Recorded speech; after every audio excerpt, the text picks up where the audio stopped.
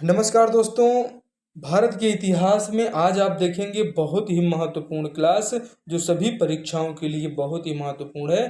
Smart study classes की ये प्रस्तुति आज आप जरूर देखें और ये प्रश्न आपको कैसे लगेंगे, कैसे हैं, आप हमें ज़रूर बताएं कमेंट करके। और ये जो है बहुत ही महत्वपूर्ण क्लास है। इसमें हमने जो है ऐसा प्रश्न लिया है कि जिनको आपको सही उत्तर बताना ही बताना है। और आप भी अपनी क्षमता को चेक करें कि इन जो है प्रश्नों में से आपके कितने प्रश्न सही हुए, और उसको कमेंट बॉक्स में ईमानदारी से हमें ज़रूर बताएं कमेंट करके कि आपने इतना प्रश्न सही किया। आइए देखिए कि आज का जो पहला प्रश्न है दोस्तों, ये आज का पहला प्रश्न है कि जो हुगली को बंगाल की खाड़ी में लूटपाट का अड्डा किसने बनाया था। इसको आपको बताना है इसका लूटपाट का अड्डा किसने बनाया था दोस्तों। तो इसको बनाया था अंग्रेजों ने या फ्रांसीसियों ने, डचों ने या कि पुर्तगालियों ने। तो दोस्तों इसको जो लूटपाट का अड्डा बनाया था, ये इसका सही हो जाएगा ऑप्शन डी आपका। ये जो पुर्तगाली लोग हैं जिन्होंने हमको गोवा दिया है, तो ये गोवा देने वाले ही लोग ये लूटपाट का अड्डा बना के रखे थे। ये जो है पुर्तगाल से चले आए हमारे यहाँ पे, और हमारे यहाँ राष्ट्रीय एकता का, राष्ट्रीयता की भावना का अभाव होने के कारण कि पुर्तगाली छिटपुट पुर्तगाली आके यहाँ पे राज किया करते थे। ये डच भी आए, फ्रांसीसी भी आए, अंग्रेज तो पूरा सोने की चिड़िया को जो है बिल्कुल आप समझें कि सबसे बेकार चिड़िया अगर कोई आपको मालूम हो, कि सोने की चिड़िया को जो है काटन भी महंगा है। ठीक है, ये जो रुई है ये काटन से भी बेकार आप समझे घास फूस की चिड़िया बना के जो है छोड़ के चले गए। तो यही लोग हैं भैया, ये लूटपाट का अड्डा बनाए थे। और जो सोने की चिड़िया है वो सोने की चिड़िया जो है ख़त्म हो गई है आज। और आज क्या किस हालत में है, पेट्रोल डीजल हर चीज़ की महंगाई और बेरोजगारी, इतनी सारी समस्याओं को देखकर आपको भी पता चल रहा होगा कि आपके देश की पहले औकात क्या थी और आज क्या किस औकात में हमारा देश खड़ा हुआ है। तो हुगली को जो है बंगाल की खाड़ी में जो है लूटपाट गड्ढा किसने बनाया था दोस्तों, तो ये पुर्तगालियों ने बनाया था। ऑप्शन डी आपका इसमें सही है। अगला प्रश्न देखिए कि 1857 का ये जो विद्रोह होता है दोस्तों, इस विद्रोह के ठीक बाद बंगाल में कौन सा आंदोलन होता है। सन्यासी विद्रोह, संथाल विद्रोह, नील विद्रोह या पावना विद्रोह। तो ये जो हमारा नील विद्रोह है दोस्तों, ये नील विद्रोह 1857 के विद्रोह के ठीक बाद ये आंदोलन होता है, और इसी को क्या कहा जाता है, नील विद्रोह। आप अपना इसमें आंसर कमेंट बॉक्स में जरूर टिक करें और इसको बताएं कि ये क्वेश्चन आपको कैसे लग रहे हैं। ठीक है दोस्तों, आइए आगे देखते हैं कि आगे आपका प्रश्न कौन सा है। अगला प्रश्न आपका है दोस्तों कि 1946 की अंतरिम सरकार में कार्यपालक परिषद के उपसभापति के बारे में आपसे पूछा जा रहा है। तो ये उपसभापति महोदय कौन थे। ये जो है हमारे जवाहरलाल नेहरू जी थे, पंडित जवाहरलाल नेहरू।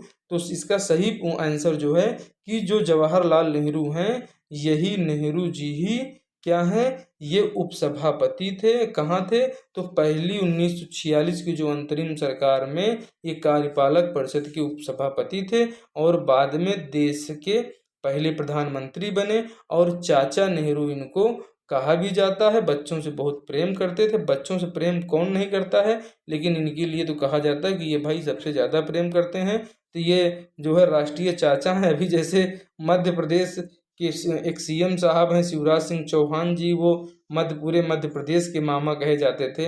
इससे पहले छत्तीसगढ़ के सीएम थे डॉक्टर रमन सिंह जी, वो चाउर वाले बाबा के नाम से जाने जाते थे। तो ये भैया बहुत ही महत्वपूर्ण लोग हैं। और इन जो बड़े बड़े नेता ये एक दूसरे को ही क्या कह देते हैं कि वो कोई किसी को जो है महात्मा की उपाधि देता है तो सामने वाला उसको नेताजी की उपाधि प्रदान करता है, तो कोई उन्हें राष्ट्रपिता की उपाधि प्रदान करता है। जबकि कौन किसका जो है किसे राष्ट्रपिता कह रहे हैं, ये जो है राष्ट्रपिता का एक अलग सेशन है। आप महात्मा गांधी के भी बारे में हमारे चैनल पर जरूर देखें। और इस प्रश्न का जो सही उत्तर हो जाएगा ये ऑप्शन ए जवाहरलाल नेहरू। आगे देखिए दोस्तों कि सहायक संधि को स्वीकार करने वाला पहला भारतीय शासक कौन था। इसका उत्तर आपको बताना है। आप बताइए, अवध का नवाब, हैदराबाद के निजाम, पेशवा बाजीराव और त्रावणकोर के राजा। तो दोस्तों ये सहायक संधि को स्वीकार करने वाला है कि आप जो है बेले जली की सहायक संधि भी आपने देखा होगा। और इसमें से आप देख कर बताएं कि आपके हिसाब से इसमें कौन सही है कि जो सहायक संधि को सबसे पहले स्वीकार करने वाला भारतीय शासक था। ये भारतीय शासक तो बिल्कुल गलत है। एक ये सब क्षेत्रीय शासक थे। भारत में जितने भी राजा रानी थे ये पूरे भारत की राजा रानी नहीं कहे जा सकते हैं। कोई आंध्र प्रदेश का राजा था, तो कोई जम्मू कश्मीर का, तो कोई अवध का, तो कोई बंगाल का। इस प्रकार से राजा रानी हुआ करते थे। और जिस प्रकार से यूरोप इतने छोटे छोटे देशों में बटा हुआ है, भारत की भी स्थिति यूरोपीय लोग आके ऐसी ही करने वाले थे। लेकिन फिर भी जो है आप देखें कि ये पाकिस्तान बना डाले, बांग्लादेश बना डाले, नेपाल बना जो है हो गया, बर्मा को जो है सबसे जो अंग्रेज लोगों ने जो अच्छा काम किया था, इनका अंतिम जो है भारत के विस्तार में इन्होंने यही किया कि इन्होंने बर्मा का अधिग्रहण किया था। और बर्मा का अधिग्रहण करने के बाद इन्होंने भारत विस्तार की योजना इन्होंने बंद कर दी। और जब जाने लगे तो जितना एकीकरण किए, जो मुगलों से हड़पे, जो है बंगाल के नवाबों से, आप देखें कि प्लासी की युद्ध से लेकर चौसा का युद्ध, और इन्होंने डच युद्ध, फ्रांसीसी युद्ध, आंग्ल मैसूर युद्ध, ये सभी युद्ध करके जितना इन्होंने एकीकरण किया था, उसमें से इन्होंने इसके टुकड़े किए, और एक टुकड़ा यहाँ पे किया, एक टुकड़ा यहाँ पे।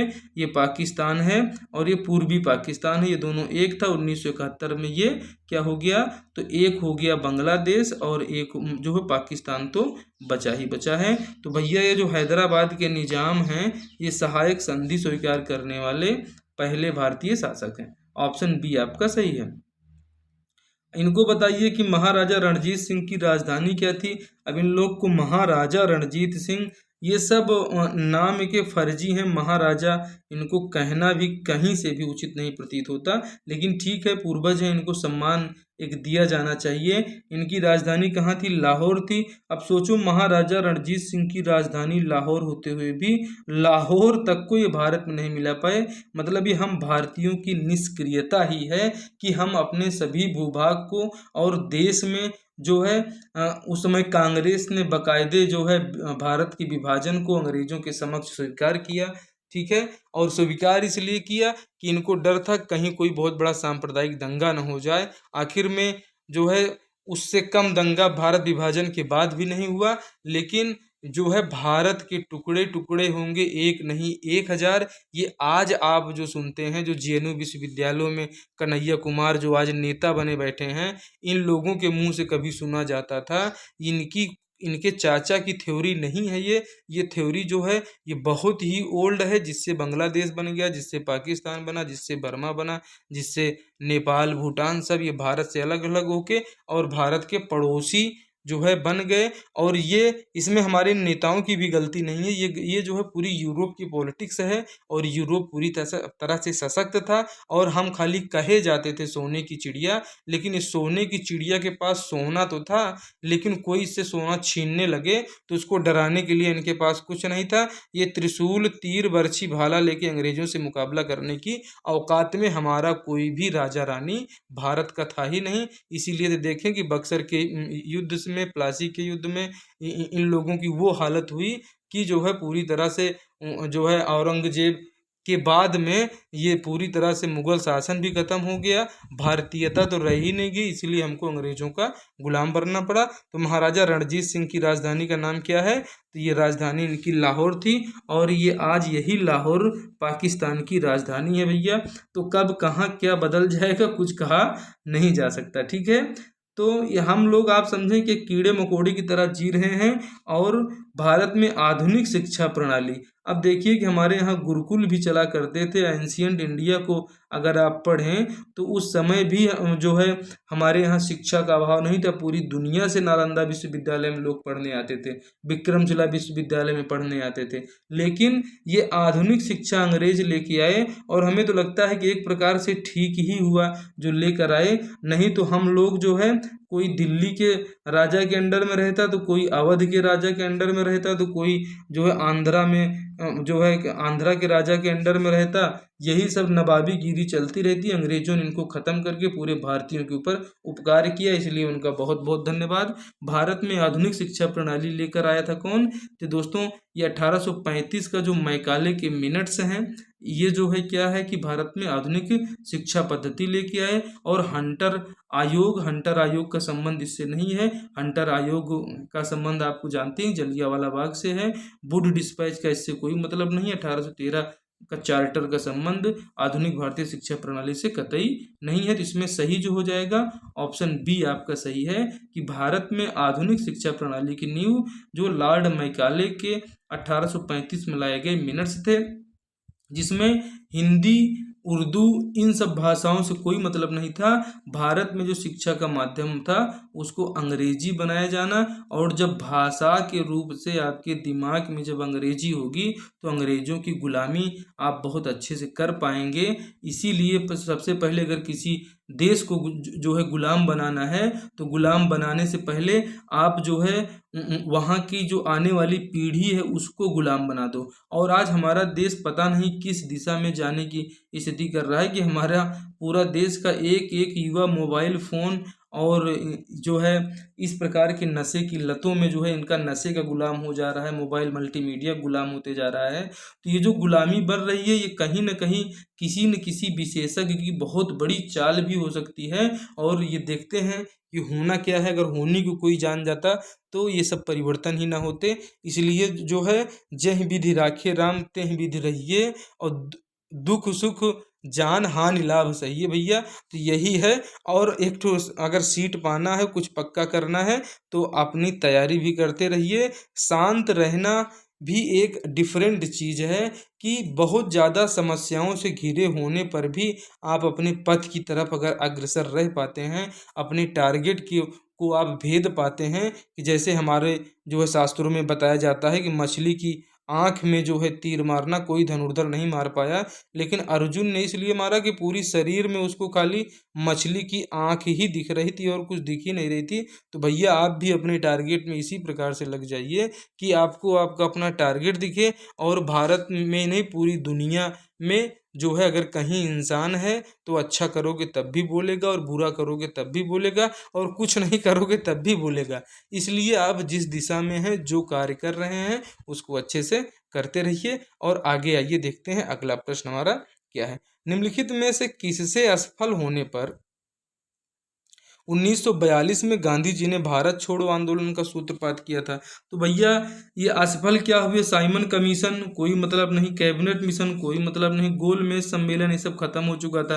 अब 42 का जो है तो ये क्रिप्स मिशन जो आया था दोस्तों, इस क्रिप्स मिशन की असफलता पर जो है, जिसमें आप AB अलेक्जेंडर और ये पैथिक लॉरेंस वगैरह को जो आप देखते हैं, जो इसके सदस्य थे स्टेफर्ड क्रिप्स, ये तीनों जो सदस्य हैं इसके कौन कौन सदस्य थे? तो AB अलेक्जेंडर को आप जानते हैं, स्टेफर्ड क्रिप्स को जानते हैं, और ये जो है पैथिक लॉरेंस जो हैं, ये सभी लोग इसके सदस्य थे।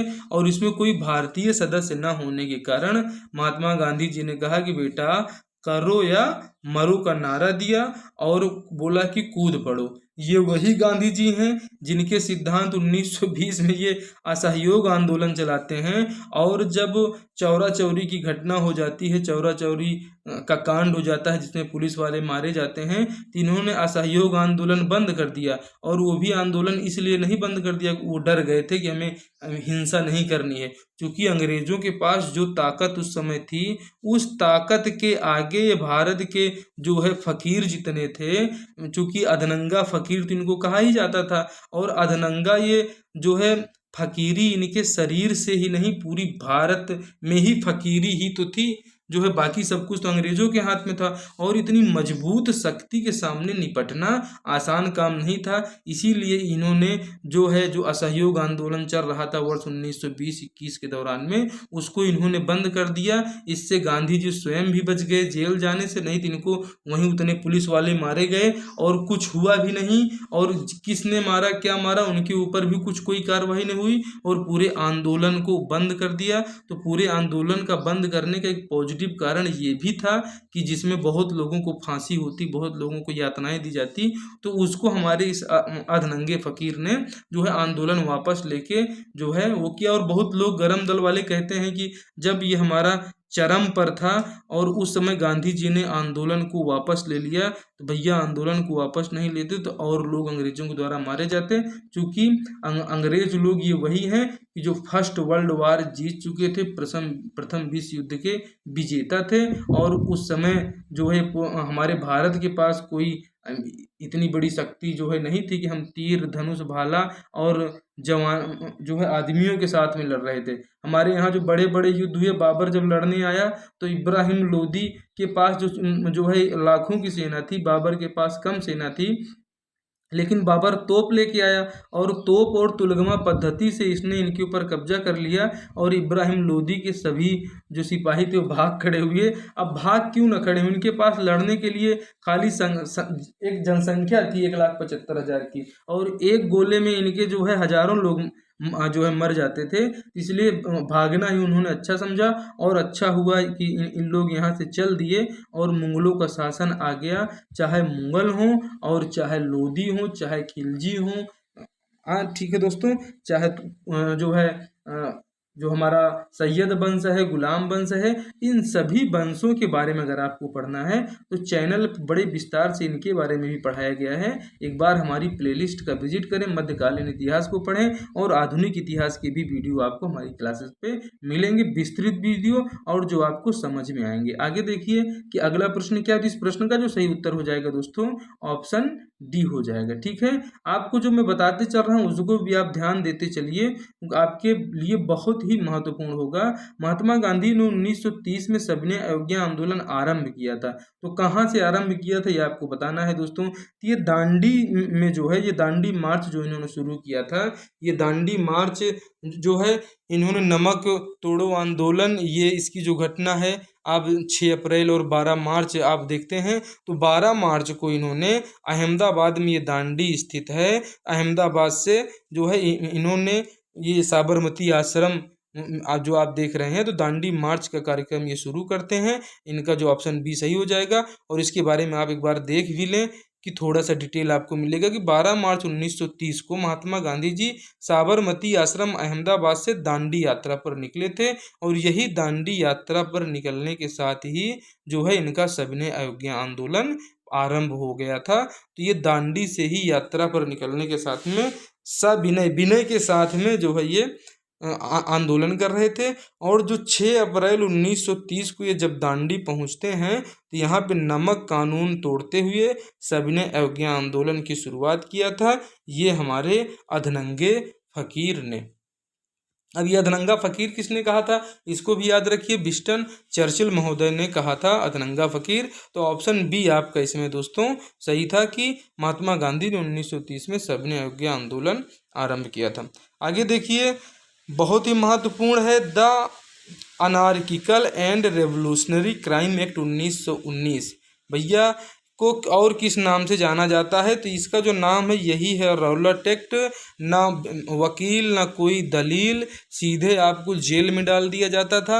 और भारत में आज भी ऐसे कानून, ये सभी कानून उन्हीं अंग्रेजों के ही हैं, और भारत भारतीयों का है, ये ज़मीन ही अकेले भारतीयों की है। लेकिन आप खुद को भी जो है ये समझने की गलती ना करें कि जो है अगर किसी संकट में आप फंसते हैं तो वो संकट जो है आपके ऊपर ऐसा है कि वो काम आने वाला ये जो कानून है ये अंग्रेजों का कानून है। और अंग्रेजों के कानून को भारत की अभी तक 70 सालों में कांग्रेस ने लगातार इतने साल राज किया, कोई परिवर्तन नहीं। वही 1860 की जो है संहिताएं काम कर रही हैं, वही नियम कानून काम कर रहे हैं, वही कोर्ट प्रोसीडिंग चल रही है। आखिर में इन लोगों ने क्या किया, 70 साल में खाली देश को लूटा खाया। और जब देश आज़ाद हुआ उस समय भी जो है एक रुपये बराबर $2 हुआ करता था, जो आज $1 बराबर $77 है। तो ये इन्हीं जो नेता लोग हैं ना, ये जो है बड़े बड़े, ये छोटे मोटे लोग नहीं है। विजय माल्या लोग तो छोटी मोटे जो चोरी इन्होंने किया, लेकिन इन लोगों की जो है दोस्तों कहानी ये बहुत बड़ी है। इन्होंने देश को नहीं लूटा, इन्होंने पूरे देश में अपनी जनता को लूटा, अपने लोगों को इन्होंने विश्वासघात किया और धीरे धीरे देश की उन्नति को जो है उन्नति में न ले जाकर आप देखिए कि $1 बराबर 77 रुपये में कैसे हमारा देश चला गया। जब हमारी अर्थव्यवस्था एक दूसरे के ऊपर निर्भर थी तब तो हम जो है इतने मजबूत थे। जब हम अपना काम दूसरे से करवा लेते थे और उसके बदले में उसका काम हम कर देते थे, तब तो हमारी अर्थव्यवस्था कितनी संपन्न थी। और तब भी मुगलों का आप ज़माना देख लीजिए, आप जो है उसके पहले एंशियंट इंडिया में चले जाइए, मध्यकालीन भारत में आइए, तब भी जब अंग्रेज पाए थे और अंग्रेज जब छोड़ के भी गए तो इतनी मजबूती हमारे पास थी। लेकिन जो आज़ादी के बाद का जो हमारा प्रशासनिक तंत्र है, जो नेता हुए, जो नेता के जो है चंगू मंगू हुए, ये सब उसी लायक के थे कि जिन्होंने नाम मात्र की जो है देश की उन्नति को बना के रखा। और ये the anarchical and revolutionary crime act 1919 है। ये क्या है? इसी को कहा जाता है रौलट एक्ट। ये वही रौलट एक्ट है, बिना वकील बिना दलील इसमें सीधे आपको जेल भेज दिया जाता था। और ये ताकत किसके पास थी? तो ये ताकत सरकार के पास थी। और आज भी जिसकी लाठी उसकी भैंस वाली सरकार है। नहीं तो आप रसिया यूक्रेन युद्ध का एक बार आप अवलोकन करिए और बताइए कि दुनिया भर का मानवाधिकार संयुक्त राष्ट्र संघ कहाँ पे है और ये कहाँ क्या काम कर रहे हैं। आगे देखिए, भारत के लिए संविधान की रचना जो है संविधान सभा का विचार निम्नलिखित में से किसने प्रस्तुत किया था भैया? तो भारत के लिए संविधान की रचना हेतु संविधान सभा का जो विचार था उसको किसने प्रस्तुत किया था? तो 1934 में स्वराज पार्टी ने जो है ये विचार प्रस्तुत किया था कि भैया अगर संविधान की रचना करना है तो इसके लिए एक तो क्या बना दो, एक तो संविधान सभा बना दो और आप सब ये आपका इसमें सही हो जाएगा। अगला प्रश्न देखिए दोस्तों, 1927 के साइमन कमीशन का बहिष्कार किया गया। तो साइमन कमीशन कब आया था? तो 1927 में आया था। इसका बहिष्कार क्यों किया गया? क्योंकि कोई भारतीय सदस्य नहीं था, सब अंग्रेज थे। इसलिए हम भारतीयों ने कहा कि भैया ये हमको स्वीकृत नहीं है, इसीलिए हमने बहिष्कार किया। लेकिन इनके बहिष्कार का कोई मतलब नहीं था। अंग्रेजों ने जो जो चाहा वो किया। और अगर सेकेंड वर्ल्ड वार नहीं होता, दूसरा विश्व युद्ध नहीं होता और अमेरिका की बढ़ती हुई ताकत नहीं होती तो आज आपके यहाँ जो ये बटा हुआ भारत आपको मिला ये भी नहीं मिलता और ये पूरे के पूरा अंग्रेजों के अंडर में ही रहता, अंग्रेजों का उपनिवेश ही रहता।